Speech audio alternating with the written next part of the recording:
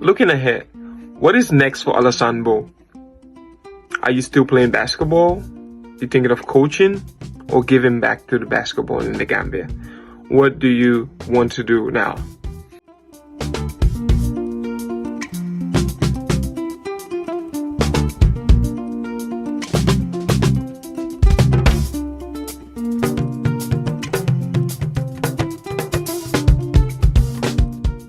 Hi, everybody. Welcome to another episode of the IQ Central Dialogue.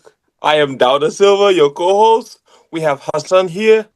And guess what? We do have a guest speaker, the first guest speaker for this podcast. And it is the legendary Alasan Mbowe, aka Yankee. I know a lot of people know him for Yankee, but hey, I'm just going to let him introduce himself. Hi, Alasan. The floor is yours.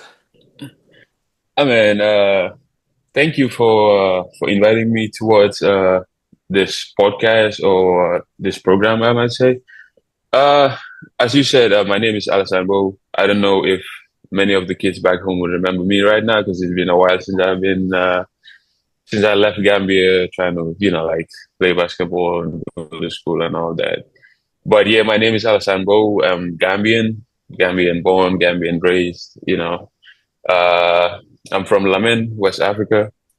I played in a couple of teams. Mostly, I started playing basketball when I think I was like 6, 7. Just going to the court, just hanging around until I started to make my way playing. But we'll talk about those things later. I guess that has a question for that. But yeah, I'm from Lamin. I played basketball there, then moved over to Brikama just to play. I still lived in Lamin until I was, able to have the opportunity to go to Spain and,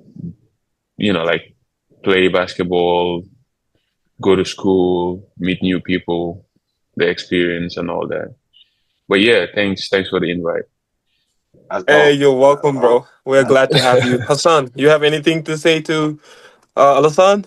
Yeah, I was gonna say, well, Alasan, I appreciate you taking the time again. I know it's early for you. I know you're on the West Coast, so we really appreciate you, making it easy for us East Coasters. But I'm curious because you really grew up in Gambia. Why did you not play soccer or football? Now, whenever I get this question, the first thing I do is laugh. I'm not surprised you asked that question. I mean, being from Gambia, we all know that football is the most dominant sport there. It's like it takes 99% of everybody's time, and it's what people do basically. So I actually played football maybe for like a year. The reason I left, I stopped playing football was because I was just bad at it. Like, to my experience, honestly, I don't know a lot of maybe 6'8", 6'9" people that are very good at soccer. But it's like in my case, I was bad at it. I didn't get the encouragement to actually push me towards playing soccer. I was, after the couple of times I tried it and then it didn't work out, I'm like, okay, this might not be maybe for me. And honestly, I kind of got laughed at playing the sport, which didn't help me because it was like, why would I be doing this when I'm getting no motivation for it? But yeah, it's like basically I was just bad at it. And, it's one of the only sports that was there. Basketball was nothing. I mean, you could watch it on TV or go to the court and see other people, but the encouragement, the push, the drive, the self-drive was not there for that sport. Yeah. So what drove, I'm guessing that drove you out of football. Is that what drove you into basketball? You're just like, yo, I'm taller than everybody.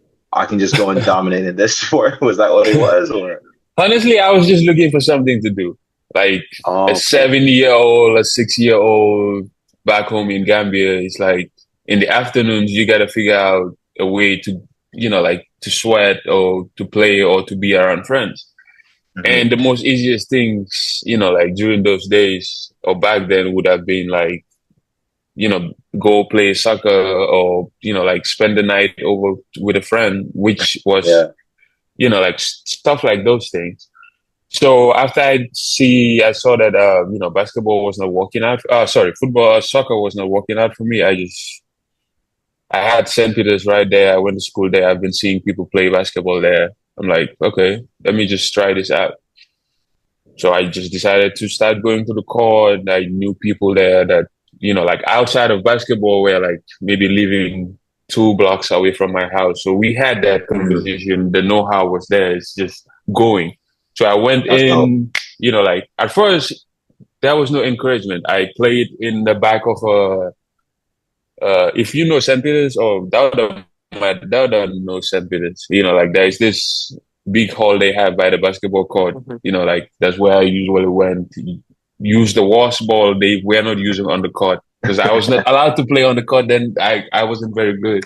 Yeah. So I would go get the guys or other 2 guys that were not very good and they would come with me. We would set up, like draw a circle with Oh, nice. charcoal on the wall and we would just shoot hoops there, and that's how basketball began for me, man.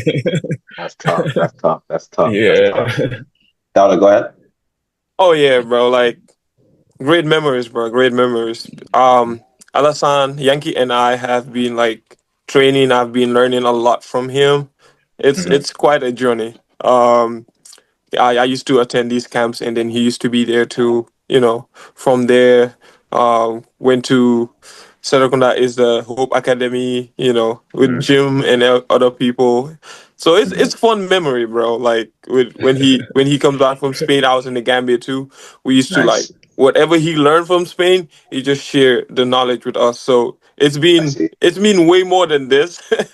So I mean, I'm super thankful that we do have him here, and we're looking forward to linking him with the athletes back home right now, just to find ways to maybe get Bridge that him gap. to mentor the kids, tell them what they need to do, and that. So that brings me to this question that I have regarding the mindset, because in order for all of this to happen, it had to have a mental shift where you started, like Alassane, you started thinking about, hey, maybe basketball can actually be the gateway for me to not only become a professional, but it can change my life.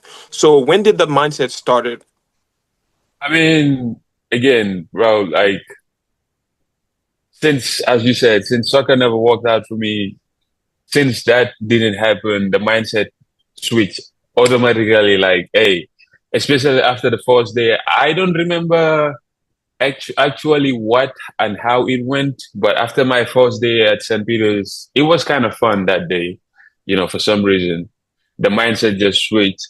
But yeah, a lot had to go into it. Like had to prepare myself mentally and like get myself ready or like walk towards a goal that would lead me maybe where I am today or where I'm heading to. So it took a lot of effort, a lot of mental, like I had to be mentally focused, like put in the work, put in the sacrifice, which was, like crazy because bro, like it got to a point, people around me or people saw me do what I did in the hours that I did them, would call me crazy. I would still talk to my mom now and tell my mom, look, I used to remember when I was doing this, somebody used to call me crazy because it didn't have no future in doing it, you know?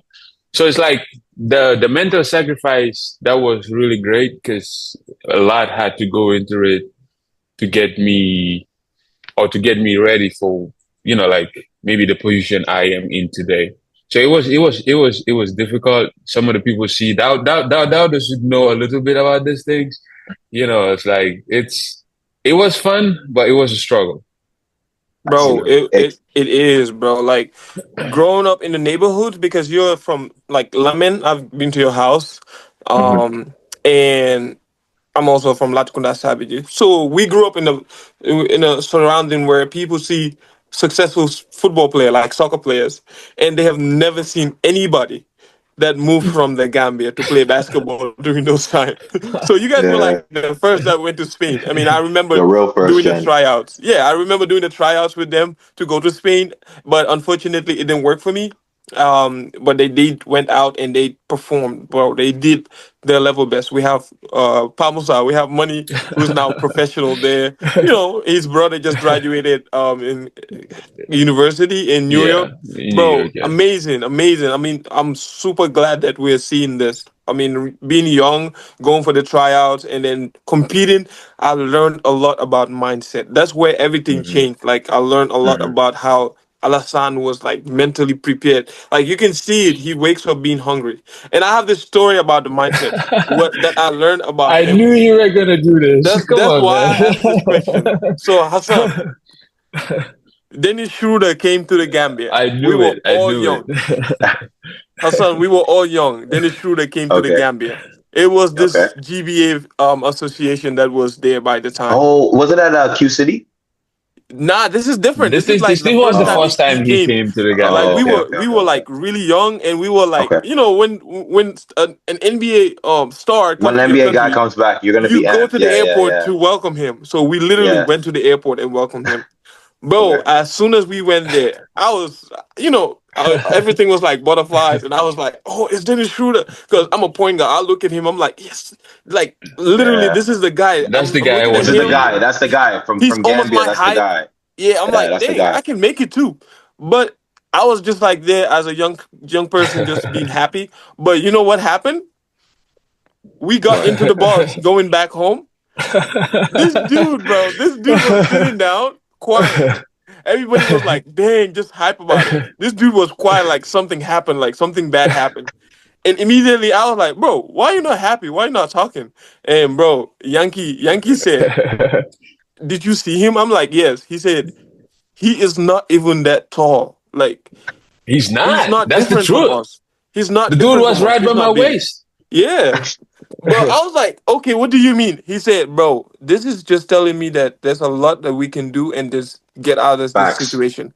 But Facts. everything changed. Like for me personally, Facts. I I sat down and I was quiet too. Yeah, Because it's no shade. It's no shade to Dennis either. It's no shade to Dennis Yeah, at all. yeah, It's no, more just it's none, like no if none, shade. It's Dennis could just do none. it, showing us like it's like if possible we're because talking truth, like Alasan is yeah, a bro. genetic freak compared to Dennis, right? So It's there's just no reason why he can't do yeah, it. bro. It's just He telling can't. us You that know we what I can do it. mean? But Like I was one thing I like, will man, say, you're right. We can literally do this. Like I was like, yeah, you know what? I'm still gonna be a fan of him, for but he just sure. showed us that the doors are open for us to think like him.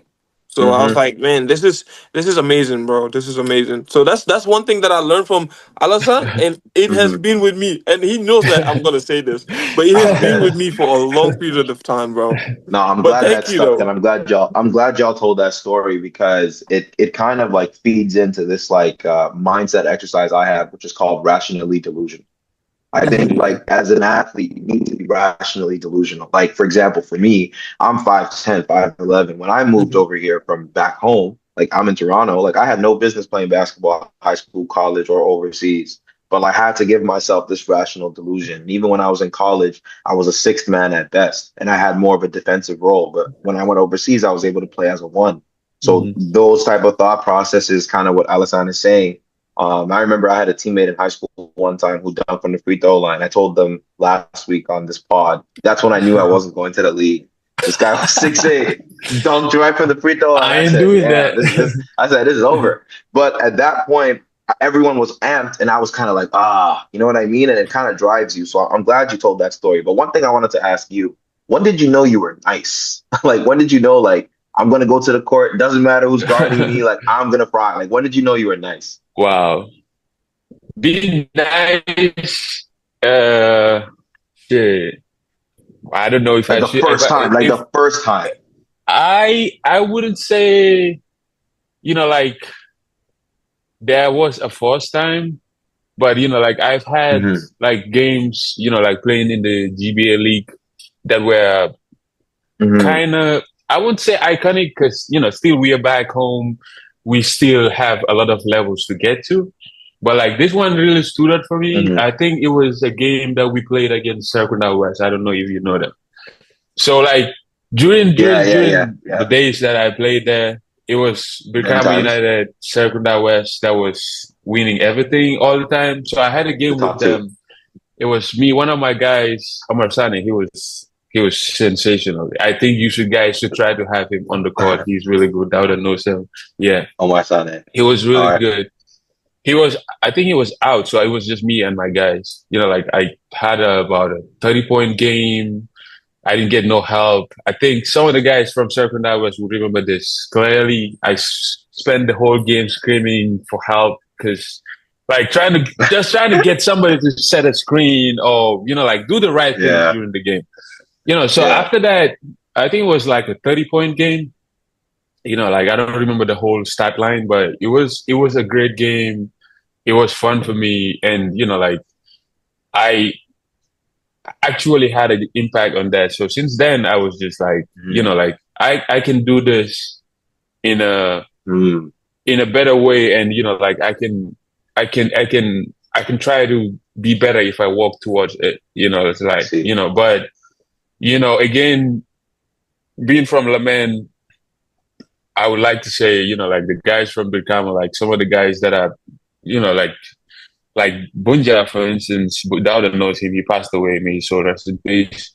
That guy played a big time role in me being who I am when it comes to basketball or even outside basketball. And he pushed me a lot, gave me some tips because he had more access to, let's say, the internet during those days, and would give me Mhm. stuff to do. And then it was just walk after at some point it was just trying to get better, try to do things for my family.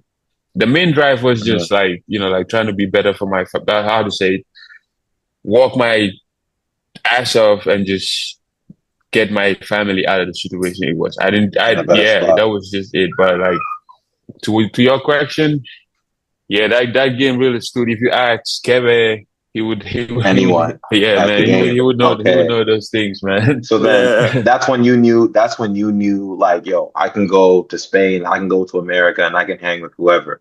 I just need the access or the The resources. access And I and the know opportunity. I can, okay, that's what's up. That's Yeah, what's up. Yeah. So relating to that, now we're gonna move up to exactly why this dialogue is here about Mm, exposure, yeah. networking.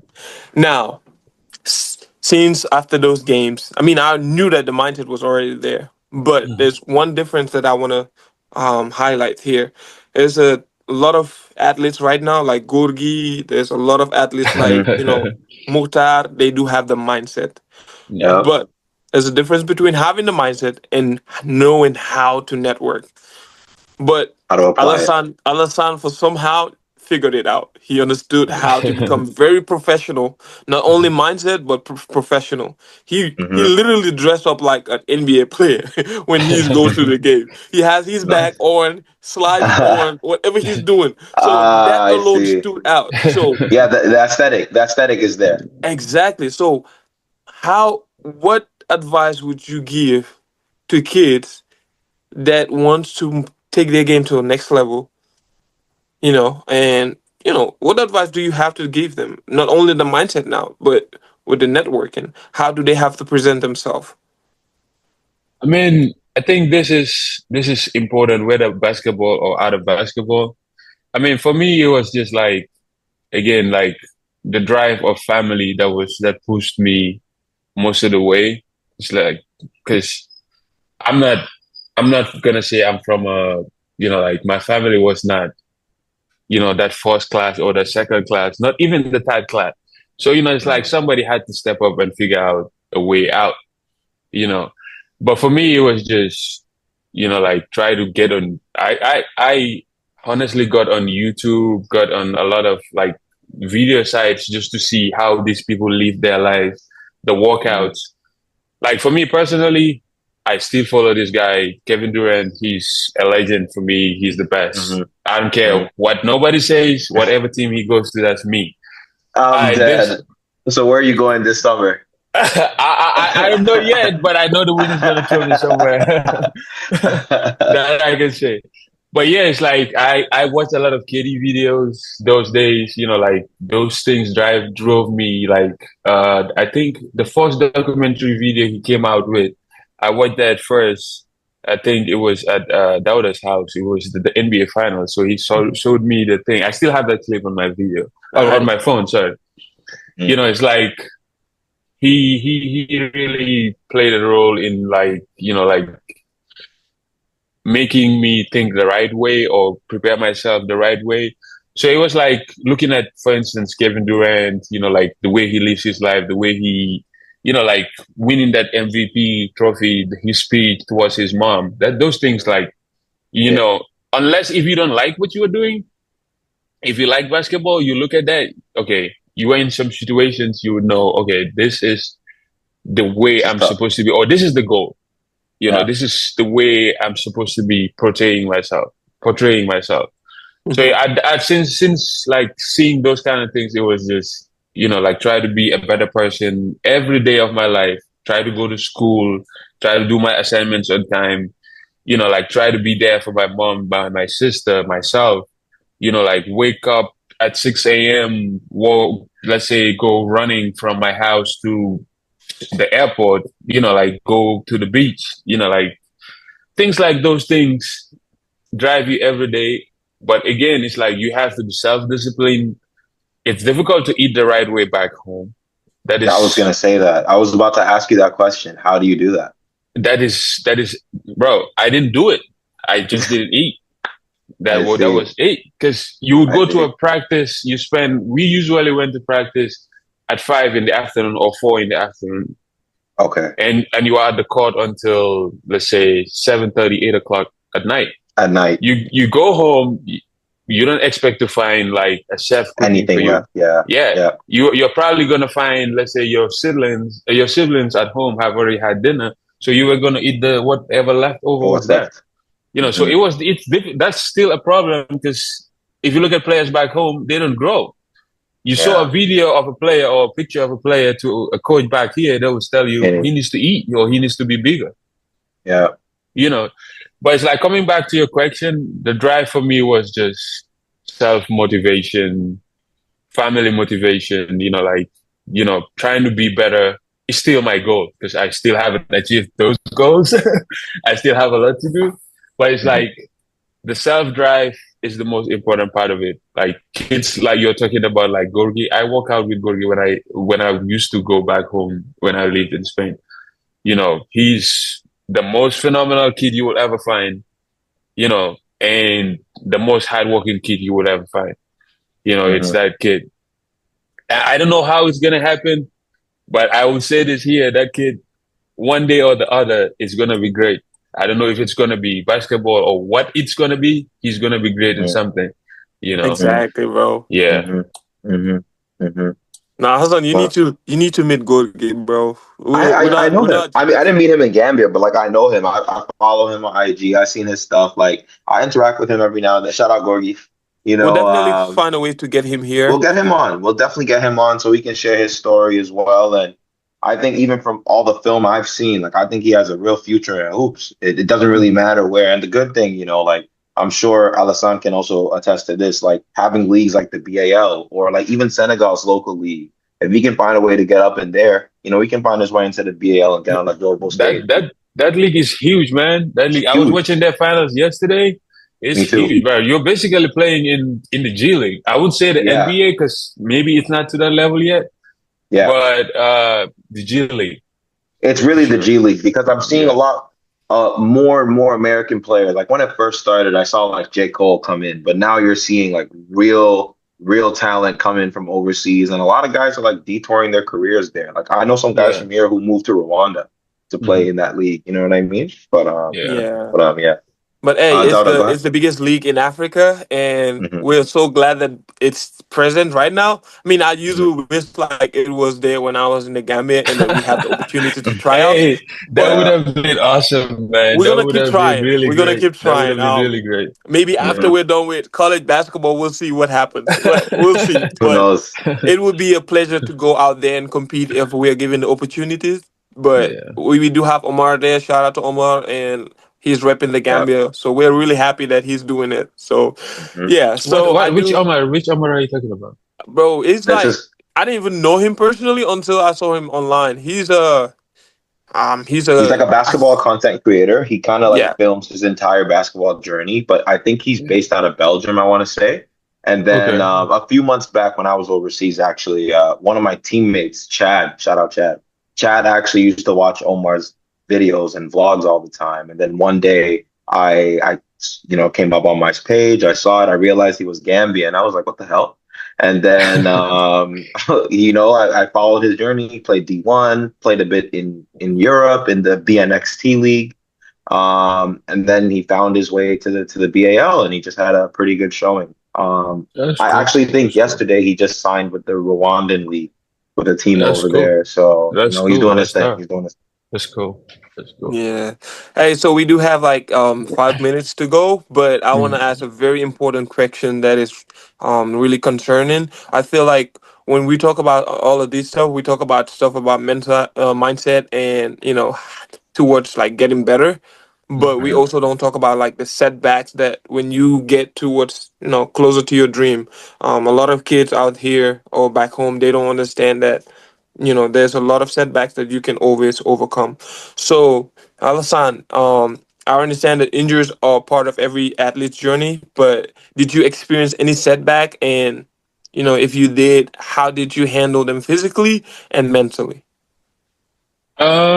Setbacks, man. There's setbacks in this journey every day, I must say. I mean, my biggest setback would be my second year in college that Mhm. I tore my ACL. Well, I Yeah, basically did a knee reconstruction, ACL, MCL, the whole deal.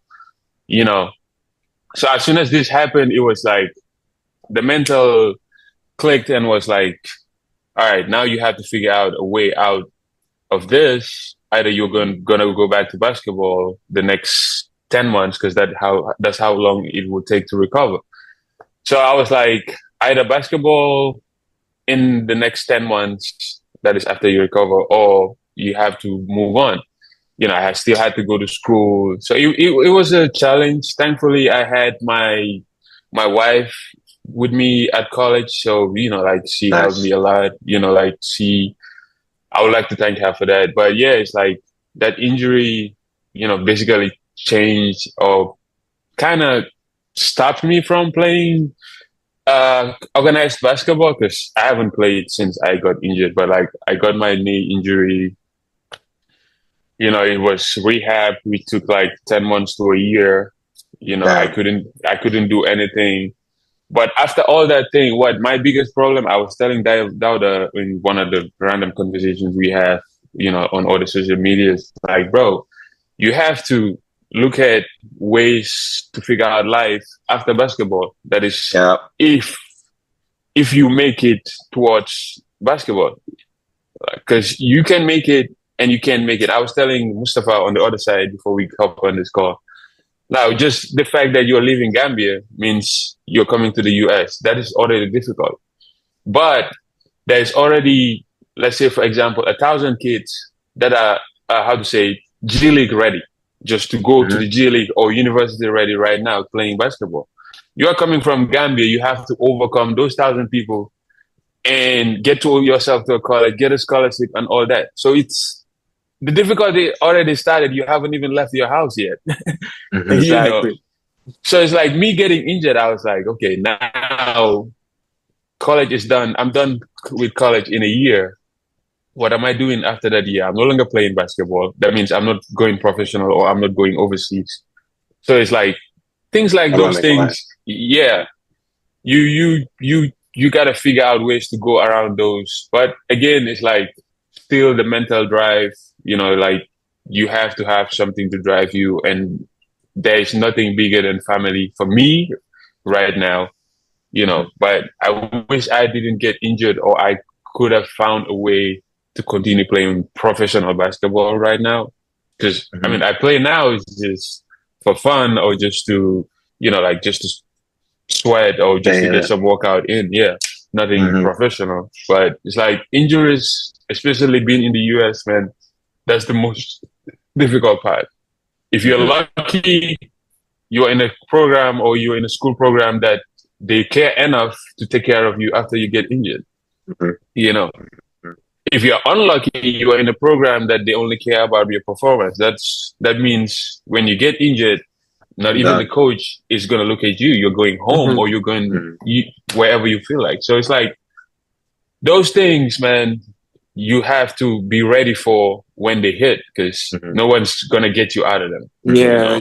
And But I like what you said, injury though. for me. I like what you said, though. You mentioned family as the consistent motivator because it kind of forces us as Gambian people. Family is a huge part of our culture, a huge part of our ecosystem.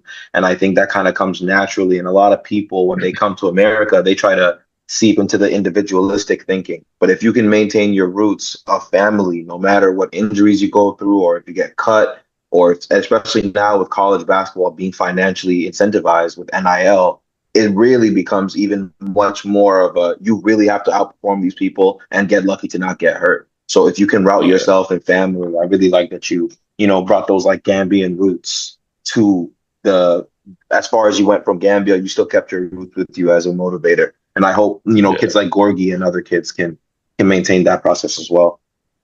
Yeah, bro. With or without injuries, bro. Like, there's a lot of mental drain.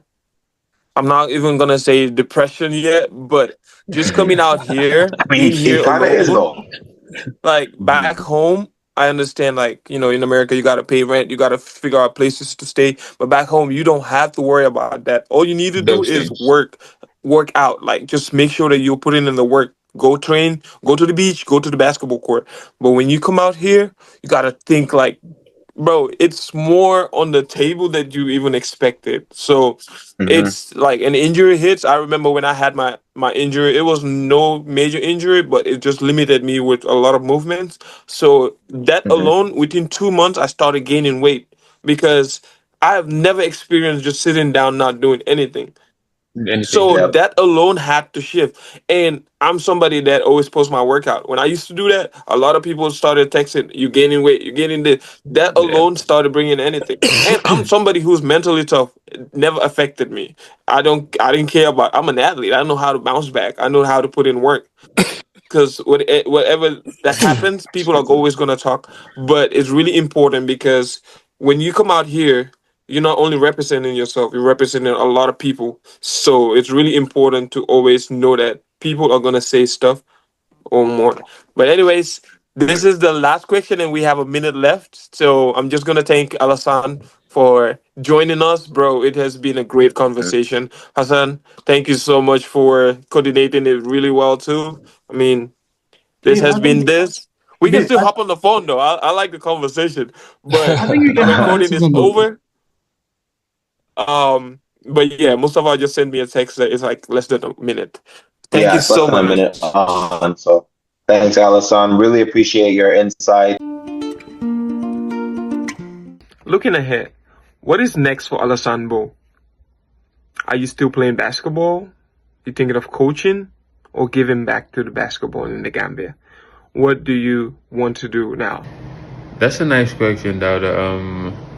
For me, as of now, it's more of trying to give back to the game that I love. It's like doing something back home, trying to help kids back home there, trying to give them, my side of the story, or trying to share my knowledge, like through all my journeys from Gambia, Senegal, Mali, Spain, then to the US. So it's like, trying to help out those kids, trying to, motivate kids back home. It's like it's been it's been a journey for me, but it's like, to your question, that would be my main focus right now. I just wish I had the powers to just go back home and grab 5 players and just bring them to the US here and say, okay, you're going to this college and you're going to play here. I wish I had those powers, which we are gonna get to hopefully someday, sometime. Because the drive is there. I know people like Jim Jai that is doing awesome with his program. he helped me out and all that. Then, it's like there's, people that, let's say, played some basketball back here and, go home and do one or two things, which is still helpful because it's just going to keep the drive for the game bigger and, like wantable. So yeah, it's like to this question it's just trying to give back. It's like as of now, I don't know if the kids back home would or would know me, or present players would know me, but it's like from the old days that we used to play, it's like it was hard to be motivated, it was hard to get opportunities, so it's like having to do this or having to be able to have the opportunity to give back, that would be really, really awesome for me. So yeah, I hope I will be able to do that because, man, kids like Gorgie, like we talked about earlier, man, they really deserve, some kind of pay, not pay, but compensation. It's like you've been putting in the work since nobody knows, and like it doesn't really happen easy. Like what I used to say back home is like when I was there, let's say Jim would know this, I used to tell them like, bro, this like us being here and loving the sports, it's like we are sipah lañ nekk. Sipah meaning it's like we're in a ditch or we're in a hole. We know what we want, we know how to do what we want in some ways, but we don't know how to get ourselves out of the situation we are. Pour mun a dem feneen pour, it's like let's say pour mun a move to the US or move to Spain, pour mun a dem play basketball or go to school. So yeah, it's like hopefully things get bigger and then we would be able to do bigger things.